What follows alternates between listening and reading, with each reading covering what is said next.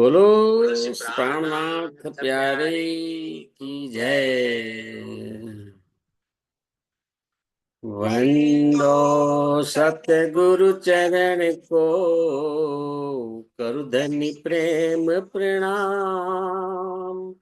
अशुभ हरण मंगल करण धनि देव चंद्र जी नाम।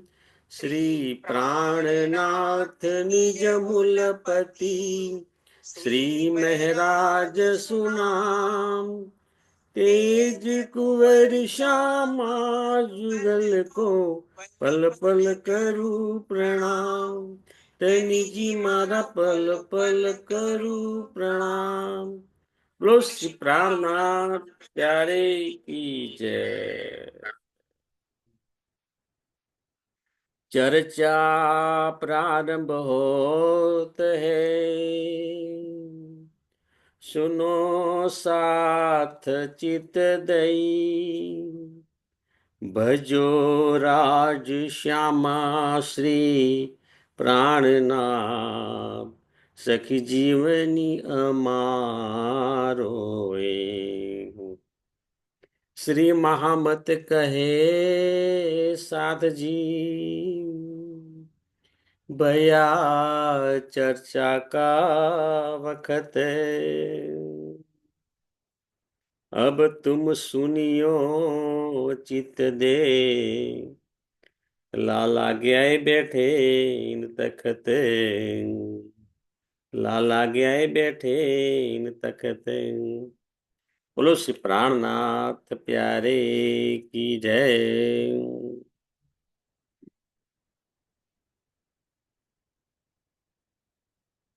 पूर्ण ब्रह्म सच्चिदानंद स्वरूप धाम धनुष्य अक्षरातीत પરમાત્માની અસીમ કૃપાથી સદગુરુ મહારાજના અપાર આશીર્વાદથી આપણે શ્રી વિતક સાહેબની ચર્ચા કરી રહ્યા છીએ. એમાં મહામતી સ્વામી શ્રી પ્રાણનાથજી અને સુંદર સાથજી હરિદ્વારની અંદર કુંભ મેળામાં પધાર્યા છે. કુંભ મેળામાં પ્રત્યેક સંપ્રદાયના આચાર્યો અને ભક્તો પધારેલ છે. તેમની સાથે શ્રીજીના શાસ્ત્રાર્થ થાય છે. દરેકની વાત સાંભળીને શ્રીજી પોતાનો સ્પષ્ટ અભિપ્રાય આપે છે. શ્રીજી મહામતી સ્વામી પ્રાણનાથજી એ જ કહેવા માંગે છે કે આપણને મનુષ્ય જીવન મળ્યું છે અને આ મનુષ્ય જીવન જે છે એ જીવનમાં આ મનુષ્ય તન દ્વારા જ આપણે આ સંસાર સાગરને પાર કરી શકીએ છીએ. તો શા માટે સચ્ચિદાનંદ સ્વરૂપ અક્ષરાતીત પરમાત્માની ઓળખ કરીને તેમની સાચી દિશામાં ભક્તિ કરીને, તેમની સાધના કરીને, તેમનું ધ્યાન ધરીને અખંડ મુક્તિ શા માટે પ્રાપ્ત ન કરવી? ઇતિ બેઠે જાગે ગરધામ. એના માટે તન છોડવાની જરૂર નથી. સુંદર સાજી, આ બહુ મોટી વાત સમજવાની છે. ઇતિ બેઠે, આ શરીર તન આપણે ધારણ કર્યું છે અને અત્યારે જ વર્તમાન પરિસ્થિતિની અંદર જે સ્થિતિમાં આપણે છીએ એ બંધનની સ્થિતિ છે. અને જ્યારે આપણને આ તારતમ જ્ઞાન મળે, સદગુરુ મહારાજના આશીર્વાદ મળે, ત્યારે ઇતિ બેઠે ઘર જાગે ધામ. ત્યારે આપણે આપણા સચ્ચિદાનંદ સ્વરૂપ અક્ષરાતીત પરમાત્મા ની ઓળખ થાય. સંસારને જે માયાના બંધનો છે એમાંથી આપણે મુક્ત થઈએ અને આપણું જીવન જે છે એ મહેકી ઉઠે છે. આપણને ખરેખર અનુભવ થાય કે કેવા ક્યાં પહેલા હું જે જીવતો હતો બંધનમાં જીવતો હતો, પરંતુ હવે આ તારતમ જ્ઞાન પ્રાપ્ત કર્યું, એનાથી હું બંધન મુક્ત બન્યો છું. તો અહીં આગળ સંપ્રદાય સિદ્ધાંતની ચર્ચા સ્વામી પ્રાણનાથજી કરે છે. એમાં છઠ્ઠી ચોપાઈ છે, શાસ્ત્ર શ્રવણ શ્રી ભાગવતે बुध जागृत को ज्ञाने कुल मूल हमारो आनंद है फल नित्य विहार प्रमाणे. સ્વામી શ્રી પ્રાણનાથજી આ ચોપાઈ દ્વારા સમજાવે છે કે શાસ્ત્ર શ્રવણ શ્રી ભાગવત, શ્રીમદ ભાગવત એ અમારું શાસ્ત્ર છે. કારણ કે એમણે પૂછ્યું, ભાઈ તમારું શાસ્ત્ર કયું? તો જો શ્રીમદ ભાગવત અમારું શાસ્ત્ર છે, પછી શું કે છે? બુદ્ધ જાગ્રત કો જ્ઞાન, તે સાંભળવાથી બુદ્ધિ જાગ્રત થાય છે. એનું કારણ શું? એનું કારણ એ જ કે જગતના બધા જ ધર્મ ગ્રંથો જે છે એનો સાર એટલે શ્રીમદ ભાગવત, અને શ્રીમદ ભાગવત નો સાર એટલે કે 10મો સ્કંદ, અને 10મા સ્કંદનો સાર એટલે એ 10મા સ્કંદના 35 અધ્યાય, જેમાં વ્રજલીલા અને રાસલીલા બંને છે. એમાં 30 અધ્યાય વ્રજલીલાના અને 5 અધ્યાય રાસલીલા છે. એટલે કે છે કે આ જે 35 અધ્યાય છે એનો સાર કયો? 5 અધ્યાય રાસલીલા. એટલે ભાગવતનો સાર ગણીએ તો રાસ પંચાધ્યાય થાય છે, કે રાસલીલાનું 5 અધ્યાયની અંદર વર્ણન કર્યું. એનો સાર તત્વ માખણ આવી જાય છે આમાં. અને એનો પણ આપણે સાર કાઢીએ માખણમાંથી માખણ, તો માખણનો વલો માખણમાંથી ઘી નીકળે છે. તો એ જે સાર તત્વ છેલ્લે નીકળ્યું એ છે શ્રી કૃષ્ણજીની ભક્તિ. અને શ્રી કૃષ્ણજીની ભક્તિથી જ બુદ્ધિ જાગ્રત થાય છે. અને એકવાર બુદ્ધિ જાગ્રત થઈ ત્યારબાદ તારતમ જ્ઞાન દ્વારા આત્મ જાગૃતિ થાય છે. સુંદર સાહેબજી, આ વિતક સાહેબ એટલે શું? વિતક સાહેબ આપણને ચોક્કસ માર્ગ બતાવવા માટે નું આપણું આ શાસ્ત્ર છે.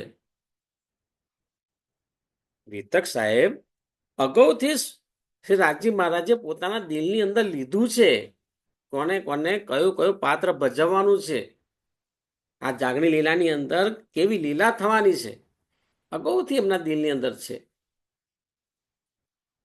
કોણ કોણ જાગણી લીલાનું કાર્ય કરશે એ પણ એમના દિલમાં છે, એમના હુકમથી થાય છે.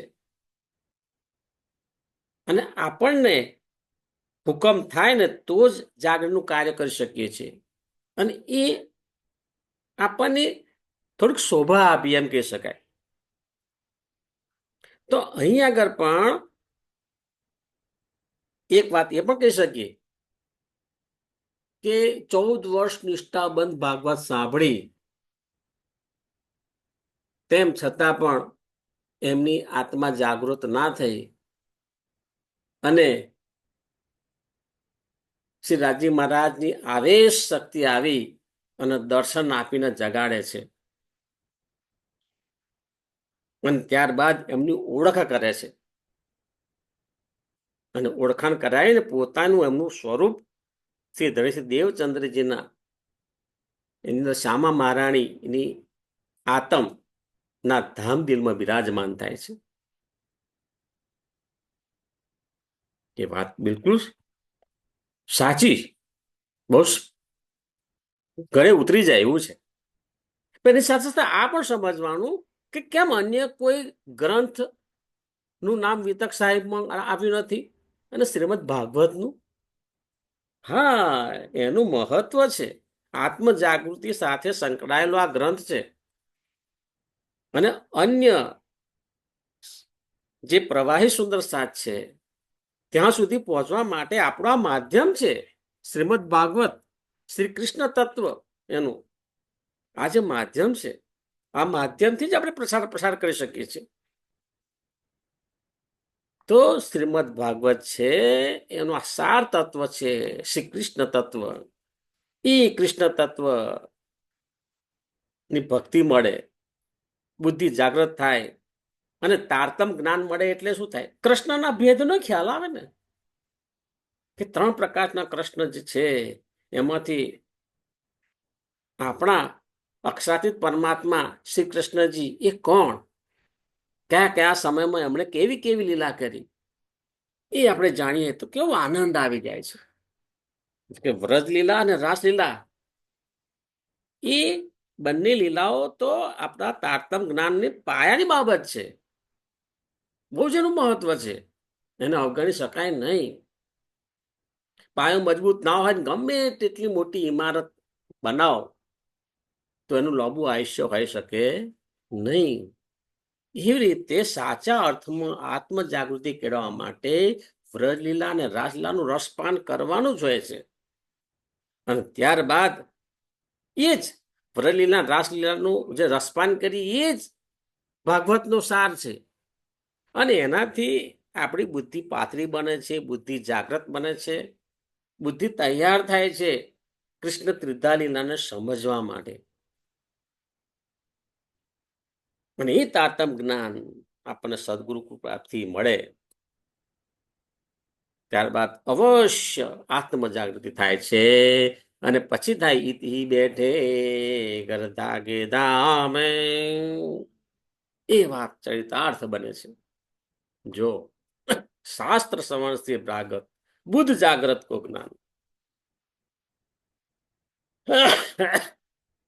કુલ મૂળ હમારો આનંદ है, ફલ નિત્ય વિહાર પ્રમાણ. ભાઈ તમારું મૂળ શું? તો કે ભાઈ અમારા કુળનું મૂળ આનંદ શ્યામાજી છે. કેમ?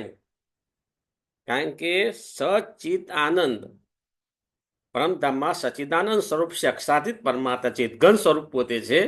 અને એમનું આનંદ અંગ એટલે શ્યામા મહારાણી. અને શ્યામા મહારાણીની અંગ સ્વરૂપા 12,000 બ્રહ્માંગનાઓ.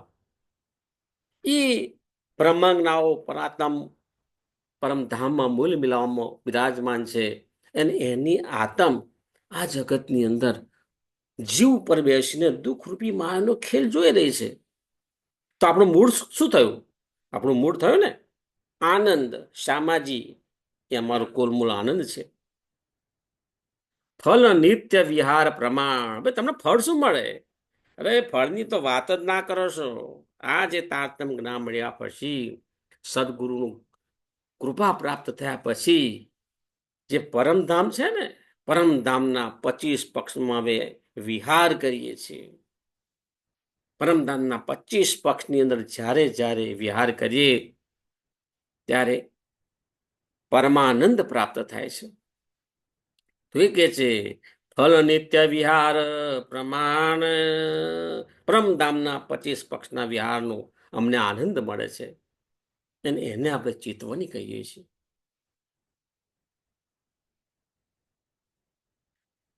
ત્યારબાદ એક છેલ્લી ચોપાઈ છે, દિવ્ય બ્રહ્મપુર ધામ હે ઘર અક્ષરાતીત નિવાસે.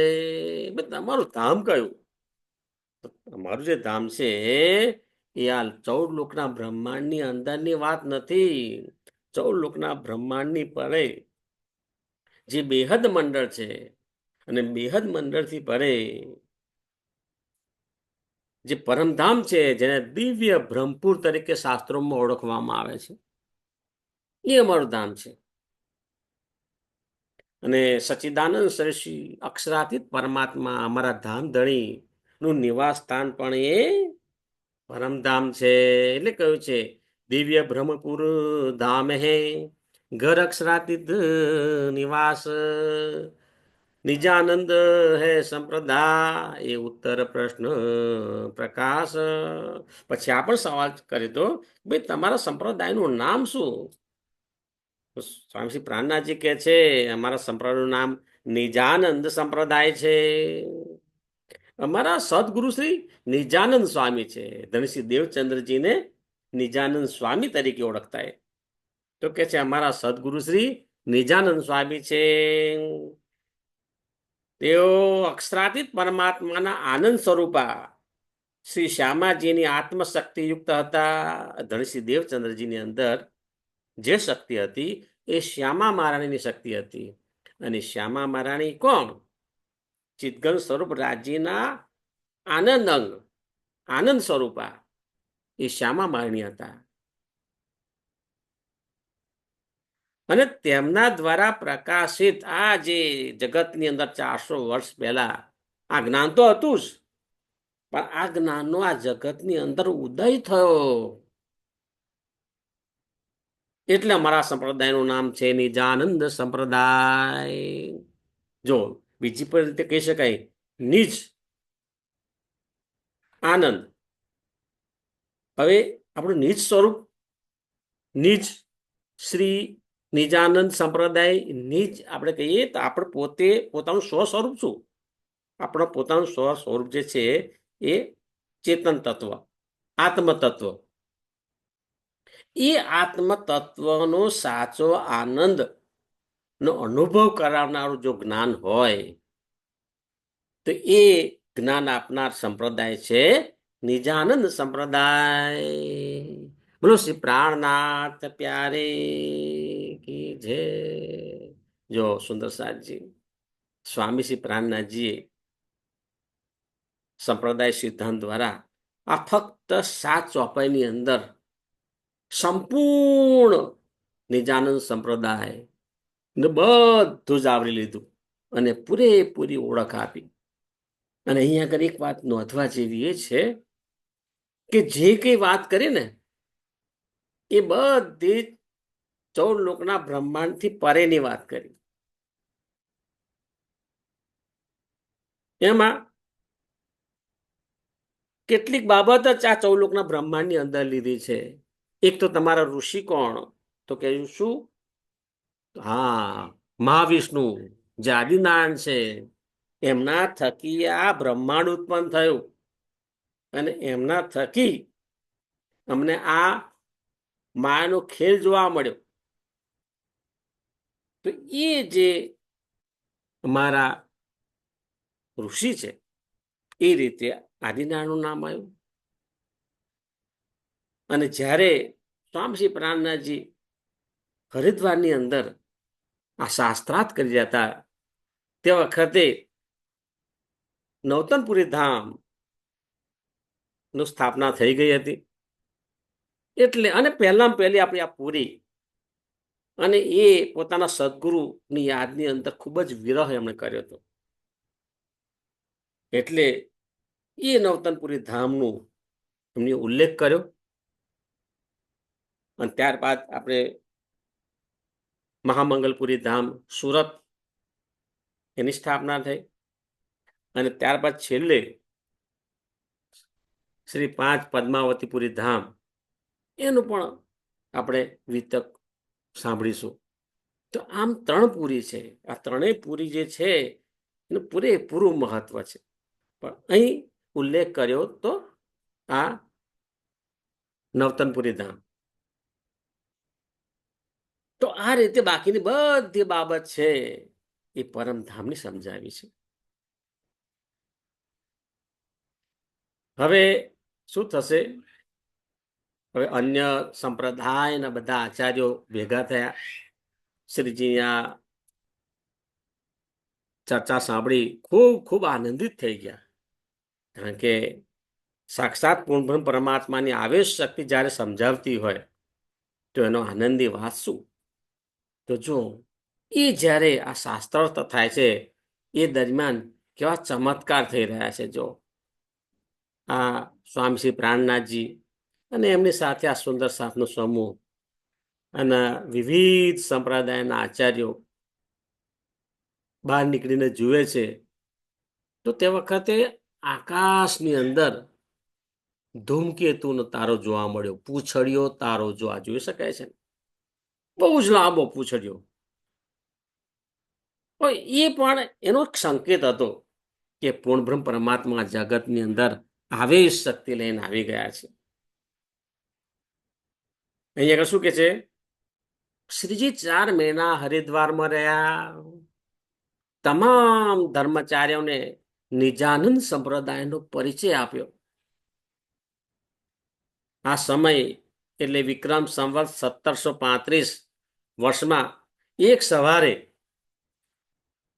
ધૂમકેતુનો તારો એટલે પૂંછડીયો તારો દેખાયો. આમ સામાન્ય સ્થિતિમાં દેખાતો નથી અને તેને લીધે વર્ષમાં 1 મહિનાનો ક્ષય પણ થયો હતો.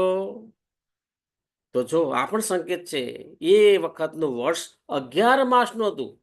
બાકી વર્ષ હંમેશા 12 માસનું હોય. આ બંને સાક્ષીઓ પૂર્ણ થઈ. ત્યાં શાકા સાલી વાહનની ધજાને ઉતારીને વિદ્યાવિનંદ બુદ્ધજી મહામતી સ્વામી શ્રી પ્રાણનાથજીની ધજા લહેરાવી. જો હરિદ્વારની અંદર તે વખતે બધા ધર્માચાર્યો ભેગા થઈ અને જે પરંપરાગત જે ધજા હતી એ ઉતારી અને મહામતી સ્વામી શ્રી પ્રાણનાથજીને વિદ્યાવિનંદ બુદ્ધ નિષ્કલંક અવતાર તરીકે ઘોષિત કરે છે અને એમની ધજા લહેરાવે છે. અને સૌએ એક સાથે એક મતથી સ્વીકાર કર્યો કે સ્વામી શ્રી પ્રાણનાથજી છે એ પોતે જ વિદ્યાવિનંદ બુદ્ધ નિષ્કલંક અવતાર છે. કોઈના મનની અંદર સેજ પણ શંકા રહી નથી. અને શાસ્ત્રોમાં અગાઉથી જે પ્રમાણે લખ્યું હતું એ પ્રમાણે જ બધું બનતું આવ્યું. એટલે બધા જ સંપ્રદાયના આચાર્યો ભેગા મળીને શ્રીજીની મહામતી સ્વામી શ્રી પ્રાણનાથજીને આરતી ઉતારે છે. બોલો શ્રી પ્રાણનાથ પ્યારે કી જય. અને એ આરતી ઉતારી એમાં શું ગાયું? ભયને રે નવખંડો આરતી. આ સ્વરૂપ સાહેબની અંદર આપણે બોલીએ છીએ ભયને રે નવખંડો આરતી. શ્રીજી સાહેબજી મહેરબાન. તો આ રીતે સ્વામી શ્રી પ્રાણનાથજી વિદ્યાવિનંદ બુદ્ધ નિષ્કલંક અવતાર તરીકે બધા આચાર્ય એમને ઘોષિત કર્યા. આ રીતે શ્રીજી હરિદ્વારમાં 4 મહિના રહે છે. શ્રીજી હરિદ્વારના કુંભ મેળામાં વિજય પ્રાપ્ત કરી અને સીધા ક્યાં આવે છે? દિલ્હી આવે છે. કારણ કે દિલ્હીની અંદર એમના કાળજાના કટકા સમાન બહુ જ વાલા સુંદરસાદજી ત્યાં એમને મૂકીને આવ્યા હતા. તો શું કે છે? દિલ્હીમાં શ્રીજી દાઉ પાંડેની હવેલીમાં આવ્યા. કારણ કે ત્યાંથી દિલ્હી જતી વખતે કેટલાક સુંદર સાથને મૂકીને હરિદ્વાર આવ્યા હતા. કારણ કે તે વખતે પણ એ ભયનું જોખમ તો હતું જ. કારણ કે આટલા બધા સાધુ સંતો ભેગા થાય તો ગમે તે ષડયંત્રો થઈ શકે. પણ સદગુરુની કૃપાથી, સ્વામી શ્રી પ્રાણનાથજીની કૃપાથી આવું કશું થયું નહીં અને બહુ સરસ રીતે શાસ્ત્રાર્થ થયો. તો આ રીતે શાસ્ત્રાર્થ કહીને શ્રીજી દાઉ પાંડેની હવેલીમાં દિલ્હી મુકામે આવે છે. એ હવેલીમાં પાછા જાય છે અને સુંદર સાથને છત્ર છાયાનું સુખ આપે છે. સુંદર સાહેબ વિચાર કરો, 4 મહિના પછી શ્રીજીના દર્શન કરે તો એ સુંદર સાથ કેટલો ભાગ્યશાળી, કેટલો આનંદિત થયો હશે, કેટલો હર્ષ કેલો થયો હશે, કેવો સુખનો અનુભવ કર્યો હશે. આ વિતક આપણને આ શીખવાડે છે કે આવું સુખનો અનુભવ આપણે કરવાનો છે. હરિદ્વારમાં વિદ્યાવિનંદ બુદ્ધ નિષ્કલંક સ્વરૂપ પ્રગટ થઈને તારતમ જ્ઞાનનો ફેલાવો થાય તેવું શ્રી રાજ્યે પોતાના હૃદયમાં દીધું હતું. પહેલે નક્કી જ હતું રાજ્યના હૃદયની અંદર કે આ રીતે હરિદ્વારની અંદર આ સ્વામી શ્રી પ્રાણનાથજી છે એ વિદ્યાવિનંદ બુદ્ધ નિષ્કલંક સ્વરૂપ પ્રગટ થઈ અને જાહેર થશે. અને તેથી જ આ હરિદ્વારમાં લીલા થઈ. જો આ આપણા હિન્દુ ધર્મની અંદર પણ કેટલું મહત્વ છે. આપણી વાણીમાં કહ્યું છે. આ વાણીમાં શું કહે છે? તૈલોકી મેં ઉત્તમ ખંડ ભરત કહો તામે ઉત્તમ હિન્દુ ધર્મ. આ ભરત ખંડ ઉત્તમ કયો છે? કે બધા ખંડો છે, 9 ખંડો છે, એમાં ઉત્તમ ખંડ કયો? આ ભારતની ભૂમિ છે, ઉત્તમ ખંડ છે. અને એની અંદર પણ હિન્દુ ધર્મ છે એ સર્વોત્તમ છે. શ્રીજી પોતે કે છે. આ શું કે છે? કે તૈલોકી એ 14 લોકનું બ્રહ્માંડ આપણે સમજવાનું. 14 લોકના બ્રહ્માંડમાં ભરતખંડ સ્વર્ગ અને વૈકુંઠથી પણ ઉત્તમ છે. કેમ ભાઈ આવું કહ્યું? સ્વર્ગ અને વૈકુંઠથી પણ ઉત્તમ છે. કારણ કે આ મૃત્યુલોક છે ને, આ ભારત ભૂમિ એવી એ જેવી ભૂમિ છે કે જ્યાં આપણને તારતમ વાણી મળે, વિતક સાહેબનું જ્ઞાન મળે, ચેતવણીનો આનંદ મળે, સુંદર સાથના સમૂહનો આનંદ મળે, અને આત્મકલ્યાણ આ મનુષ્ય તનથી જ થાય. અને એમાં જે ભારત દેશની અંદર સૌથી વધારે તકો છે આત્મજ્ઞાનની. તો આ રીતે ભરતખંડ અને એમાં હિન્દુ ધર્મ શ્રેષ્ઠ છે એવું અહીંયા આગળ સ્વામી પ્રાણનાથજી કહે છે. આ હિન્દુ ધર્મનું સૌભાગ્ય છે કે સચ્ચિદાનંદ સ્વરૂપ છે અક્ષરાતીત પરમાત્મા હિન્દુ ધર્મની અંદર પ્રગટ થયા. સુંદર સાહેબજી હિન્દુ ધર્મની અંદર પ્રગટ થયા તો આપણા માટે લોટરી લાગી ગઈ. આપણને તો પૂરેપૂરું જે જ્ઞાન છે સદગુરુની કૃપાથી સમજવા મળ્યું, સાંભળ્યું, સમજ્યા, આત્મસાત કર્યું, એનો પૂરેપૂરો આનંદ લીધો. પરંતુ આપણા આ જે જ્ઞાનમાં જે વિશ્વાસ ન મૂકે એની આત્મજાગૃતિ કઈ રીતે થાય? ના થાય. આપણને જે આ તારતમ જ્ઞાન મળ્યું છે એને ધીરે ધીરે પચાવવાનું છે. અને આપણું પરમ ચરમ લક્ષ્ય જ આ છે. જગતના કાર્યો તો આપણે કરતા છીએ અને થતા રહેશે, પણ એની સાથે સાથે આપણું આત્મકલ્યાણ કરવાનું છે. એ વાત આપણે ભૂલવી જોઈએ નહીં.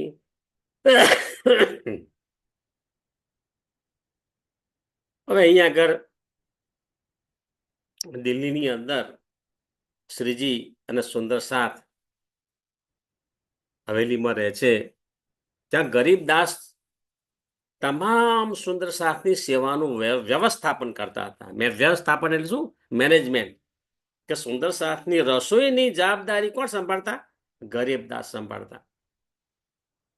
અને એ સંભાળે ને એટલે કોઈને સહેજ પણ ચિંતા રહે નહીં. જે તે સમયે બધું જ તે વખતે 5000 સુંદર સાથ અને એમની રસોઈ બનાવી અને નિત્ય બનાવી. તો એમાં પણ ગરીબદાસ જે છે એમની પર સદગુરુ મહારાજના ખૂબ ખૂબ આશીર્વાદ છે. એ બધું સારામાં સારી રીતે વ્યવસ્થાપન કરતા, એનું મેનેજમેન્ટ કરતા. અને શ્રીજી તેમને ખૂબ જ પ્રેમ ભર્યા શબ્દથી બોલાવતા. ખાનસામા ક્યાં છે? ખાનસામા એ તે સંબોધન કરતા. કેટલો વાલથી પ્રેમથી બોલાવતા. એ અહીં દિલ્હીમાંથી પણ જે બાળકો, મહિલાઓ અને વૃદ્ધોને અન્ય સુરક્ષિત સ્થાને લઈ જવાનો વિચાર કર્યો. કારણ કે હવે ઔરંગઝેબને જગાવવાની વાત આવશે. એટલે અહીંયા કરતી પણ શ્રીજી કહે છે, સૂચન કરે છે તેજ કુંવરીબાઈને કે હવે તમે આ જે સુંદર સાથ છે એમાં ખાસ કરીને બાળકો, મહિલાઓ અને વૃદ્ધ આ સુંદર સાથને લઈને અનુપ શહેરમાં આવી જાઓ.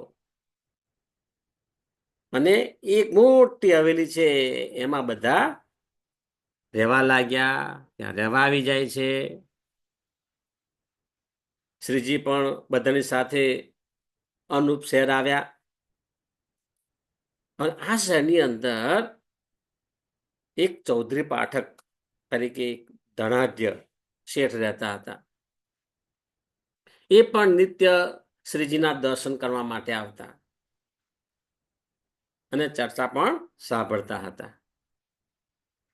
પરંતુ એ એમ કે છે, પરમધામનો અંકુર ન હોવાથી એ શ્રીજીની ઓળખ ના કરી શક્યા, પણ એમને રસ પડતો હતો. એટલે નિત્ય દર્શન કરવા માટે પણ આવતા અને ચર્ચા પણ સાંભળવા માટે આવતા હતા. હવે શું કરે છે શ્રીજી? શ્રીજી અનુપ શહેરમાંથી કેટલાક યુવા સુંદર સાથને તૈયાર કર્યા. જો ધર્મ યુદ્ધ કરવાનું છે ને, ધર્મ યુદ્ધ કરવા માટે શરીર પણ સ્વસ્થ જોઈએ અને મન પણ સ્વસ્થ જોઈએ. આ બે પાયાની બાબત છે. તો યુવા સુંદર સાથને સાથે લીધા અને દિલ્હી આવ્યા અને દિલ્હીની અંદર આવીને શાહગંજ મહોલ્લામાં ઉતારો લીધો. આ શાહગંજ મહોલ્લાની અંદર ઉતારો લીધો. ત્યાં સુંદર શાહ સાથે શ્રીજી વિચાર વિમર્શ કરે છે કે ઔરંગઝેબની જાગણી કરવાની છે. તો બધાનો અભિપ્રાય માગતા. આ તો સ્વામીજી પ્રાણનાથજી પોતે જ અક્ષાતીત પરમાત્માની આવેશ શક્તિ છે, પરંતુ દરેકનો અભિપ્રાય લે છે. એનો મતલબ શું? બધાની વાત સાંભળતા, બધાને સન્માન આપતા અને બધાની વાત સાંભળી અને એક સાથે એકત્વનો અનુભવ કરાવતા. છેલ્લે તો જે મૂળ સ્વરૂપે નક્કી કર્યું છે એ પ્રમાણે જ થાય છે, પરંતુ આ રીતે સુંદર સાથ સાથે શ્રીજી વાતચીત કરે છે, વિચાર વિમર્શ કરે છે અને સુંદર સાથના જે સજેશન છે એ પણ સાંભળે છે. અહીંથી શ્રીજી વિહારીજીને હવે પત્ર લખે છે. ઘણા લાંબા સમય થઈ ગયો, પત્ર લખ્યો નથી, પરંતુ હવે પત્ર લખે છે અને પત્ર લખી અને સુંદર સાથની વર્તમાન પરિસ્થિતિ અને જાગણીની પરિસ્થિતિ શું છે, કેટલી જાગણી થઈ એની વિગતવાર માહિતી મોકલે છે. કારણ કે એમણે જોયું ને, સંપ્રદાય સિદ્ધાંતની અંદર પણ નવતનપુરી ધામનું નામ લખ્યું છે અને સદગુરુજીના પુત્ર છે. પૂરેપૂરું દિલથી સન્માન આપે છે અને બધી જાણ કરતા રહે છે. અને અહીંથી શ્રીજી લાલ દરવાજા પાસે આવેલી હવેલીમાં ઉતારો લે છે. તો શ્રીજી અમુક અમુક સમયે આ હવેલી બદલી સ્થાન બદલતા હોય છે, કારણ કે તે વખતે ઔરંગઝેબનું રાજ્ય હતું અને સરિયા કાનૂન હતા અને એના માણસો બધે જ ફરતા હોય. એટલે શ્રીજી પણ એમ વિચારે કે સુંદર સાથ, મારો સુંદર સાથ છે, એ ક્યારે સંકટમાં મુકાવવો જોઈએ નહીં. સુંદર સાથને પૂરી સુરક્ષા મળવી જોઈએ અને સુરક્ષાની સાથે એ જાગરણનું કાર્ય કરે. આ ભાવ સાથે એ પોતાની સાથે જ રાખે છે અને એમની સાથે ચર્ચા વિચારણા કરે છે. બોલો શ્રી પ્રાણનાથ પ્યારે કી જય, સદગુરુ મહારાજ કી જય, કૃષ્ણ કનૈયા લાલ કી જય. પ્રણામ સુંદર સાજી. સુંદર સાજીના ચરણોમાં મારા કોટાન કોટી પ્રણામ.